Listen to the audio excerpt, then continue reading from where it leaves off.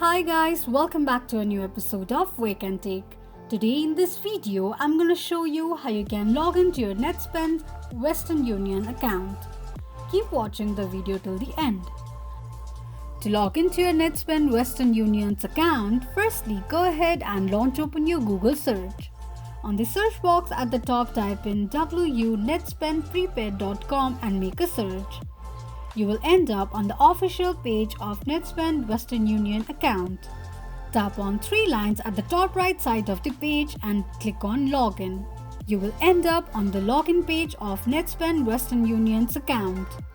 Now enter your username and password associated with your Netspend Western Union's account and tap on Login.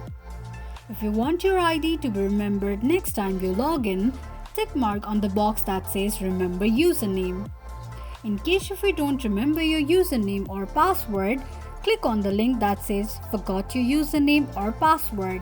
This is how you can log into your Netspend Western Union's account quickly and easily just in few steps. If you have any thoughts or queries, let us know in the comments section. Don't forget to subscribe to our channel. Also, press the notification bell icon so that YouTube will notify you whenever we post a new video.